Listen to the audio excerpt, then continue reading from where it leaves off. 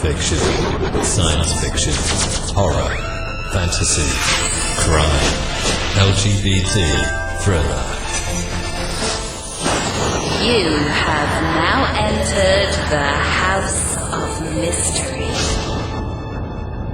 with your hosts, Eric Shapiro, David North Martino, John Copenhaver, and Al Warren. Heard on KCAA 106.5 FM Los Angeles, 102.3 FM Riverside, and 105.0 AM Palm Springs. Okay, we've made it back, and now joining us is two contributors to the book of Tragedy in Aurora, the culture of mass shootings in America. So joining us is Lonnie Phillips and Sandy Phillips. Thank you for taking some time to talk today. Thank you for having us. So let's start out with how did you get involved in the book with Tom Diaz? And we'll start with Sandy. How's that? Well, we met Tom several years ago when we first got involved in this issue after our daughter's death. We started reading everything we could, and we came across two of Tom's books. One was The Last Gun, and the other one was, can't think of the other title right now, but they were both so good, and we learned so much from them that they kind of became our Bibles. And then we were honored enough to meet him and hit it off beautifully with him, and a friendship was formed. And so when we got to talking about wanting to do a book, he said he'd love to write it with us, and we said absolutely. We were absolutely astonished that he would want to do that. So very honored to have worked with him and to call him friend. Now, with Aurora and the tragedy that happened there, what's your connection there? Let's, for the listeners, kind of fill in for listeners what your connection was. Sure. Our daughter Jessi, Redfield Ghawi, was living here. She had left. We lived in San Antonio, Texas, and she left there to come to Denver and finish out her education and start her career as a sports journalist, broadcaster covering hockey, ice hockey, and loved it here. And we really saw her grow from the young lady that we brought here to a really wonderful young woman. And she went to the movie one night with her best guy friend who was visiting from Texas, and never came home. Well, she did. She came home in a cardboard box of ashes. And she was shot 6 times with a .223 from a semi-automatic AR-15. And if you know what those bullets do to the human body, I don't need to be any more descriptive than that. How did you first hear about Jessie's death? Well, that's a two-part story. The first part is that I couldn't sleep that night, and the phone rang. Well, I take that back. I couldn't sleep that night. I was texting with my daughter, and I said, "Are you guys still up?" And she said they were at the movies. And I said, "Okay, we'll talk tomorrow." And she said, "I can't wait for you to come visit next week. I really need my mama." And I wrote back, "I really need my baby girl." And that was the last text message we had.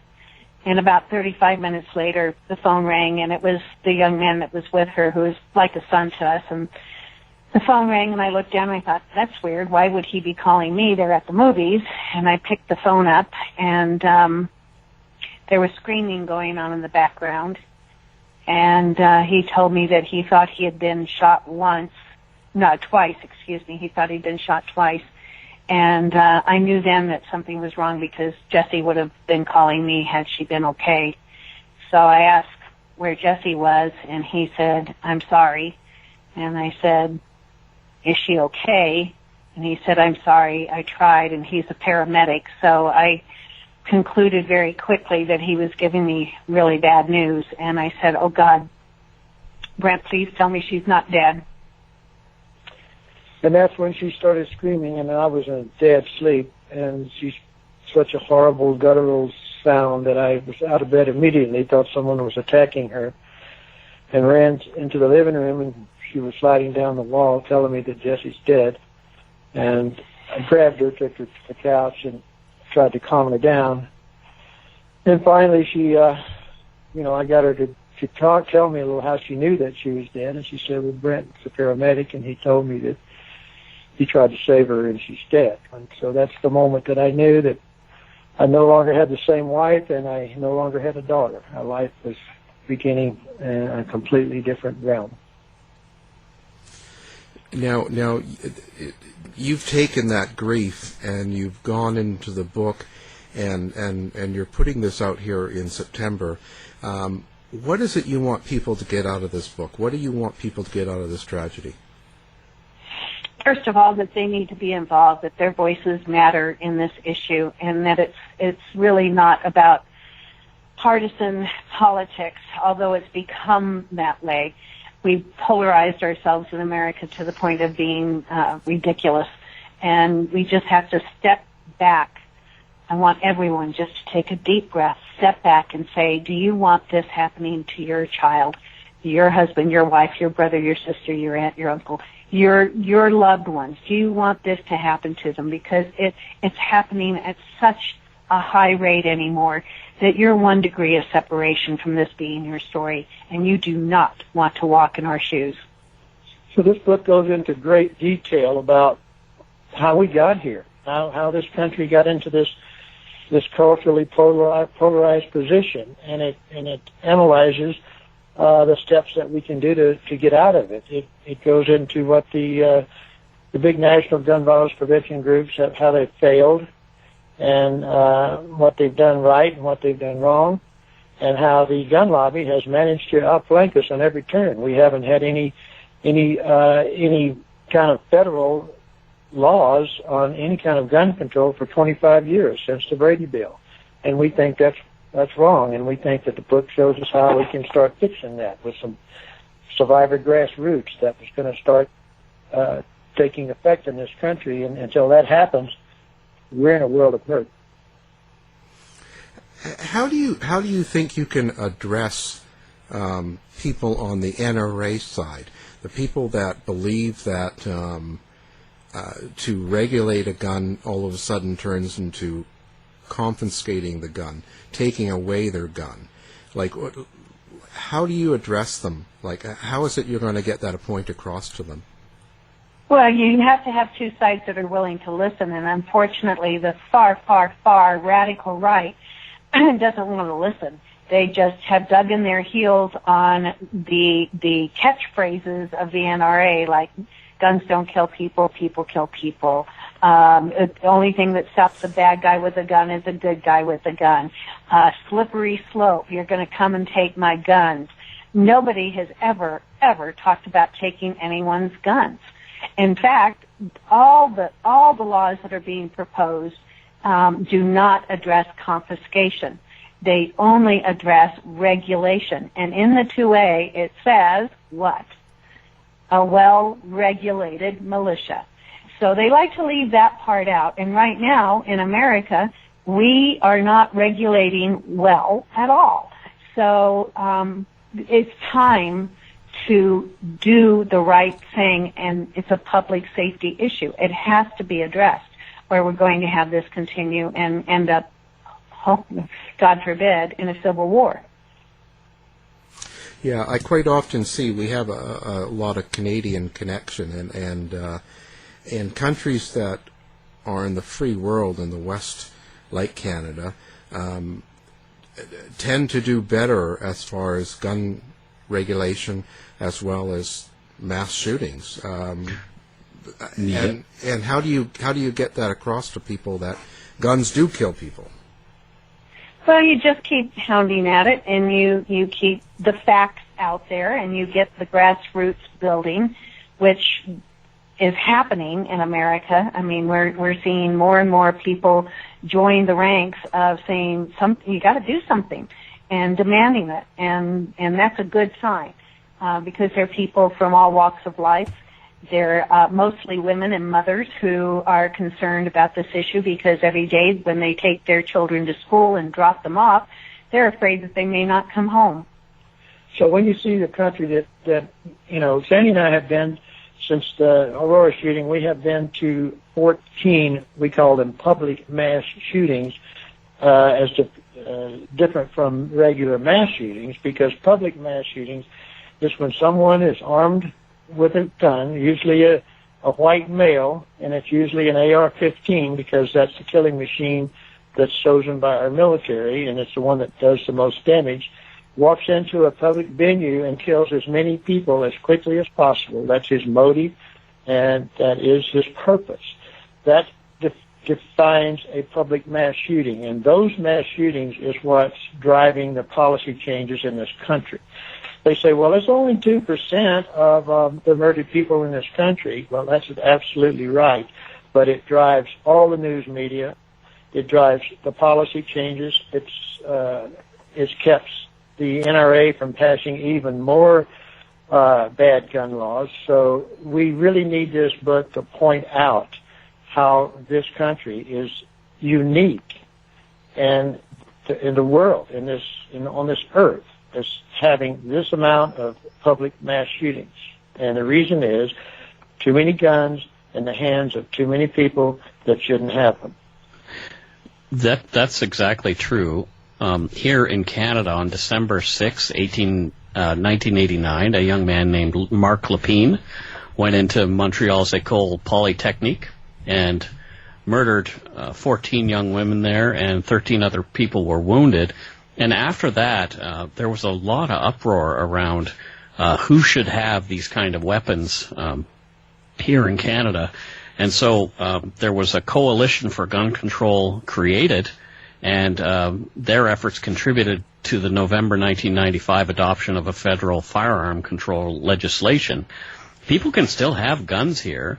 It's just there are just a few more hoops you can jump through. I mean, if I want to have an AR-15, I can have one.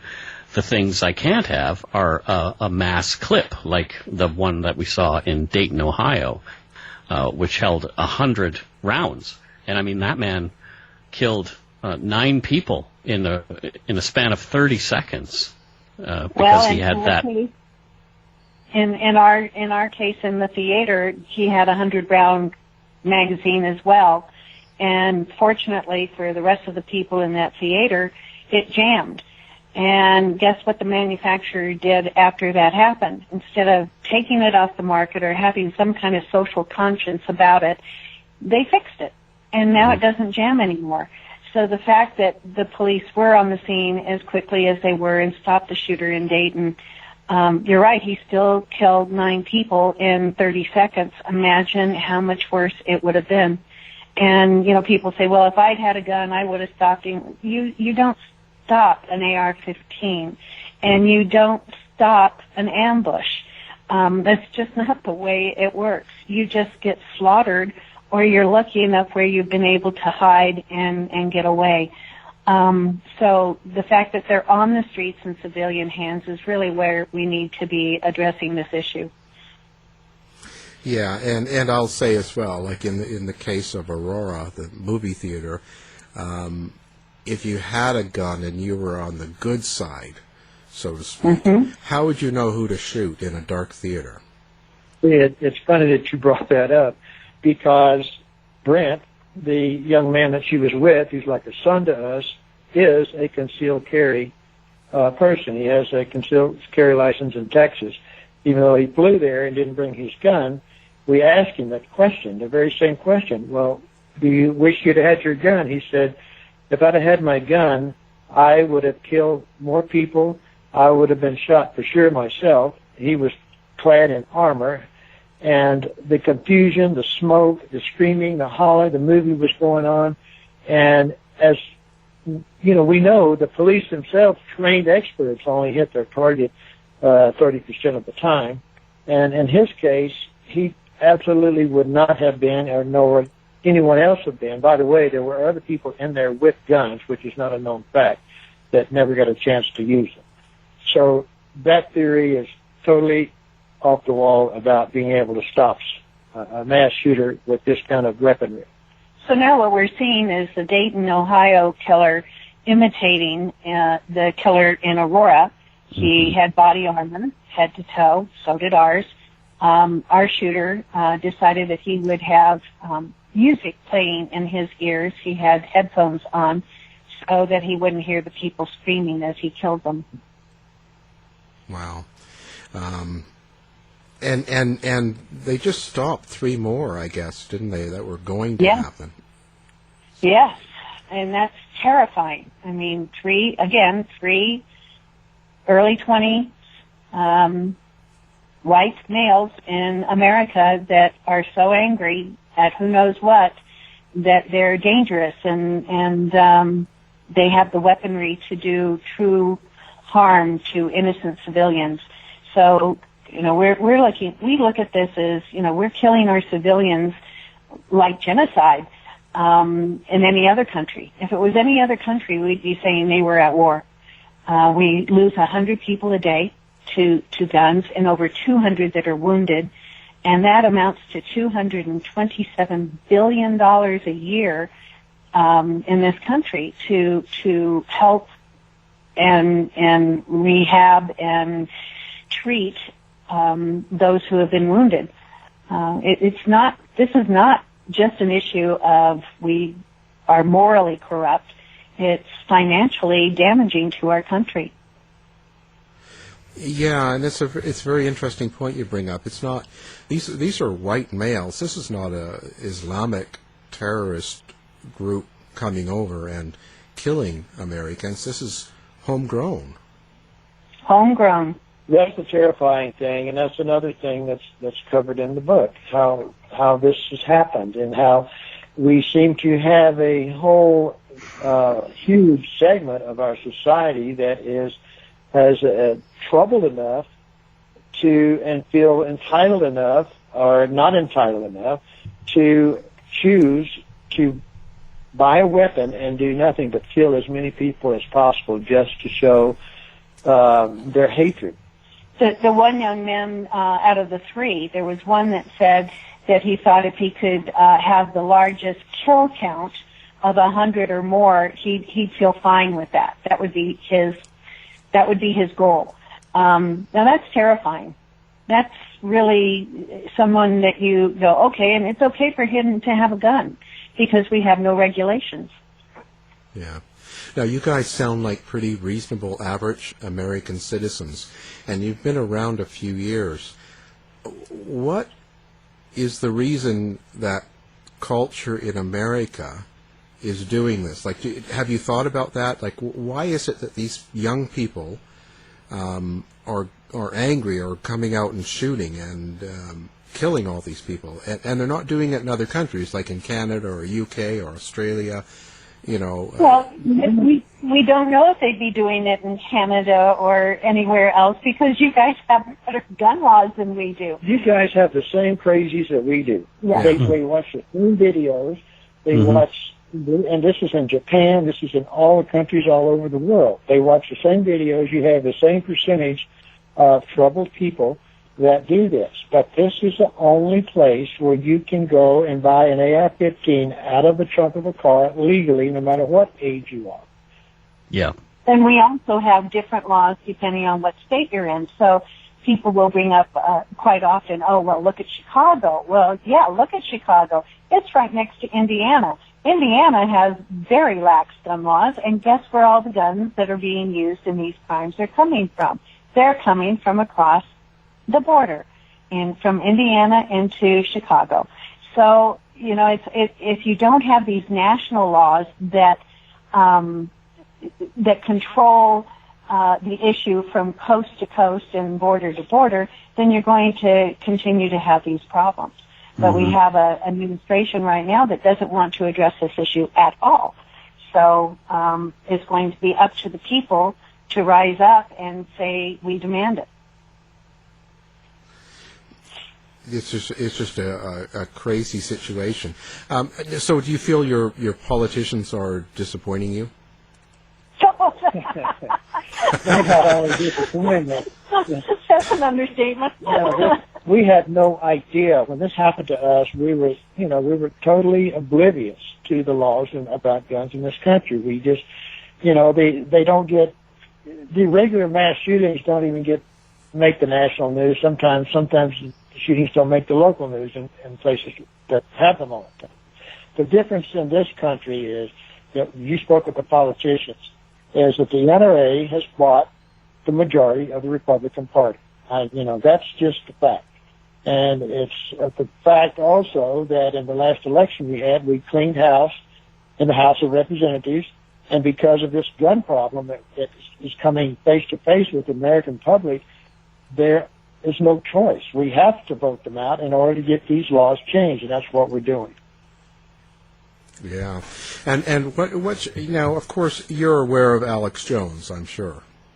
Now, if you want to know about Alex Jones, just video Lonnie Phillips and Alex Jones. Google. I'm sorry, Google Lonnie Phillips and Alex Jones. There is a video where he came down to, they had a rally in Texas, the gun rights movement at the Alamo, and we were trying to form a Moms to Men Action chapter in San Antonio. So they made the 10-block walk from their rally to our rally with Alex Jones with cameras blasting, and we just happened to be there. And sparks flew, and we got face-to-face trading spittle with Alex Jones. Yeah, and there's no love lost here. He's a nutball, and I used to follow him on a show years ago. You think so, man? and well, he's crazy. He's absolutely crazy. So how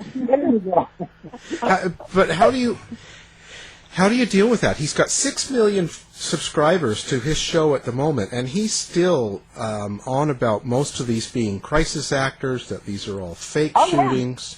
We were told our daughter never existed, and then 2 minutes later he's telling us that she's alive and living in the Bahamas, and we're like, first of all, how crazy can you be? Second of all, how terrible a person are you that you would say something like that to parents of a beautiful young lady that lost her life the way she lost her life? So you ask how we deal then? Yeah. How we deal with that? Well, first of all, I come really, really close to having involved with a guy, but I'm 75 years old, and it would have taken me too long to take him out. So instead, we sued him. We have the Newtown group that he was the most horrible to has initiated a lawsuit against him and has gone to discovery, and they have already shut down his platform once.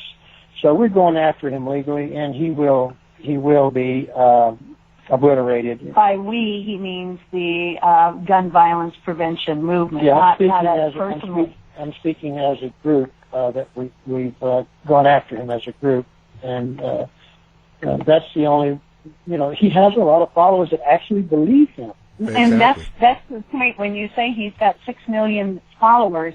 Out of that 6 million, how many has he converted into this sick thinking? And that's where you get really concerned about the mindset of America and the ability to critically think. Because we quit teaching critical thinking in schools a long, long time ago. And you see this whole we're devolving into a society that can be very easily led by what they watch on TV or what they hear on the radio, instead of thinking for themselves that just doesn't make sense. And why would any government do that to its people? And why would any parent or any crisis actor continue that and be able to continue it for years and years and years and years and years? It's just fallacy. Yeah, and it really confuses me because I don't know. They're solid believers, and there's a whole fear that he stokes that the government, and, it was Hillary who's going to come take your guns, right? Just simple as that. And then they make every mass shooting into a political thing. Or he must have been an Antifa person or a leftist, or he's a socialist, I just don't, the world is watching and they think it's crazy. Just Well, the rest of the world does. They do think we're crazy. And we had a friend just recently over in Ireland and was on a bus, and they were from Texas, and they got off the bus, and the Irish driver was like, "You people in America, you're crazy with your guns. We can go anywhere we want, anytime we want, and not worry, not be in fear of being shot." So, and it was like, wow, they're laughing at us even in Ireland, Oh. Well, I don't know if I'm laughing here in Canada. I feel a little more heartbroken than that. I'm watching the division in this country that we love. I mean, you're our neighbors, you're our closest neighbors, and we love you guys, and we just wish you all would stop fighting amongst yourselves and become united. I mean, this is a great issue to unify behind. Wouldn't it be nice if all of America could come together on just this one issue and say, we should not be killing our own, and we should not be killing our own children? I know it seems like that we're really lost, but the fact of the matter is we are making progress at the states levels and the grassroots levels. Once the grassroots start gaining momentum, as it already has with Parkland and with these other two back-to-back mass shootings, we're having public mass shootings hourly now. Within 24 hours, we had 2. So, yeah, it's driving a wedge in between this country and other countries. At the same time, it's making our citizenry fearful enough to do something about it, and it is happening. We have hope. Yeah, I just wonder if, like when 9/11 happened, everyone pulls together and, gets it done, so to speak. But when something like this is happening, why isn't it the same reaction? Like, people are getting killed and everybody should come together and face the enemy, so to speak. But now it's like we're too scared. I think that the majority of Americans have come together on this issue. It's expanded background checks, I think, pulls in at 97%. Banning assault weapons is up right at 70%. It's the politicians, and it's their pockets have been lined, and their hands are dripping in blood. And until they do something about it and be pushed hard enough by the American public, and maybe that will happen in the elections next year. But until they're willing to do something about it and stop the evil that they have bought into or been taught by, it will continue. So we are hopeful that this next election, we work with congressmen and senators all the time on this issue to write strong bills and make sure that they're covering all the, from crossing the T to dotting the I's, that everything is really tight. Because what we have seen 25 years ago with the Brady background check bill is there were a lot of loopholes left in there, and never checked back on. We see that the assault weapons ban was allowed to sunset because there were enough GOP votes in there to say, oh no, that the NRA wouldn't like that if I did that. So we just really need to come together as a country that is united on this issue, and that will only happen if the American people speak up. I think partisan media has a big hand to play in this too. They're whipping both sides up pretty good for some ratings. Absolutely, and we've even noticed this last round of where they were having the what do they call the dialogue with the discussions with not just the town halls, but the debates. There we go. Yeah. My brain finally clicked in there with the debates. That a lot of the broadcasters were bringing up facts that were correct for the first time on gun issues. And we were like, whoa, we have been teaching them because we've been at this for 7 years. And every time we talk with someone in the media, we, correct their thinking or correct a term that they use or let them know how that got the way it is now. And when you do that, sooner or later it clicks in. And we were really really happy, first of all, that the Democratic Party made it part of their platform. So gun violence will be discussed. And second of all, that the media was actually getting terms and laws and facts correct on this without taking sides. They were just calling things out honestly. And that was refreshing. Yeah, see that, Mike? You got to start doing it right. Blame it on him. Now, I'm blaming it on him. Now, have you guys got a website, or do you have a place that people can go to find out more information about the facts, the numbers, and all this sort of stuff? No, not on our website. Our website is dedicated to, well, our website is survivorsempowered.org, and it's dedicated to helping survivors after they have experienced this trauma. So we have gone to, as Lonnie mentioned, 14 mass shootings now to meet with survivors in the community to make sure that they are aware of what's about to come at them, as far as hoaxers, like you mentioned, Alex Jones, which they're always shocked by, and let them know that, you know, they're going to be offered counseling and grief therapy, but they really need trauma therapy to get through this, and that there are different kinds and different ways of finding it, but you'll do a lot better for the rest of your life if you embrace that immediately as soon as possible after experiencing this.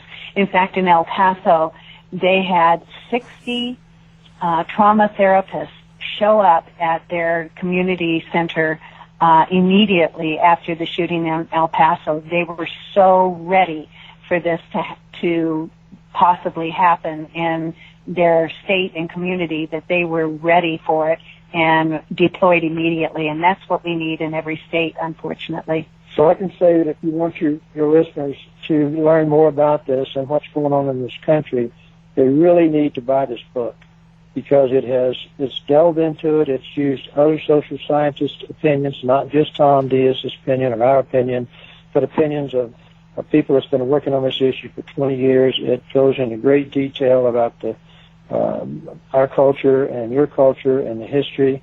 So, and you can get a 30% discount if you order through the publisher, Roman and Littlefield. Just go on in the website. We also have a video of our 60-minute piece that tells what we do and what we've done in the past 7 years. What tends to be the biggest thing you deal with when you have survivors? Is it really death threats or? No, it's mostly their personal trauma. We know so many people who have ended up either in close to poverty, not being able to work, not being able to fill paperwork out. In every one of these cases, you have mountains of paperwork, and if the FBI gets drawn into it, there's even more.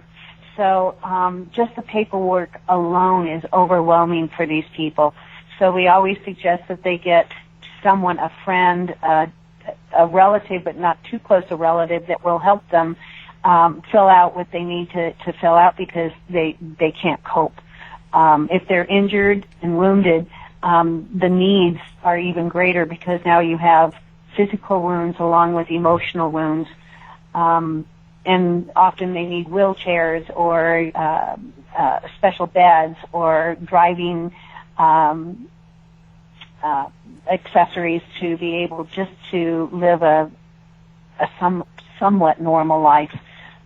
So I think your question about, you know, what the survivors face after the public mass shooting like that we experienced, and I can tell you that they get re-victimized many times in many directions, and not just the hoaxers. That is a bad part, but also people that collect money for you in your name, and you never see the money. We had a big problem with a Community First in Denver. They collected $5 million that we had to go to court almost to get the money, and we had to go to the newspaper, and we had to go to the senator to get the money from them, because they have plans for that money besides giving it to the people that's collected. They raise it for the victims and survivors, but the victims and survivors seldom see it or benefit from it.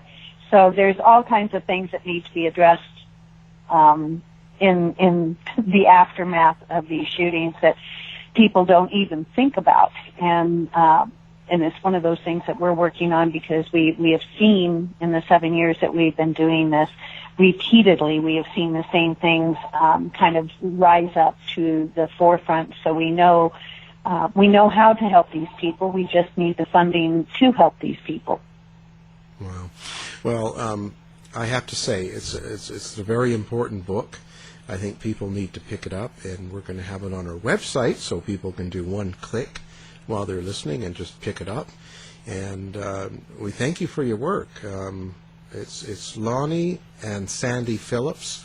The book is Tragedy in Aurora, The Culture of Mass Shootings in America. Thank you for all you do. Yes, well, Mike, you. and thank you. We appreciate you having us on and giving us this time. Thank you very much. Thank you. You've been listening to the House of Mystery radio show. To find out more about our guests, hosts, or shows, go to www.houseofmystery.com. Show's over for now. Was it as good for you as it was for me? Well, good night. This has been a production of Something Weird Media. I'll be back.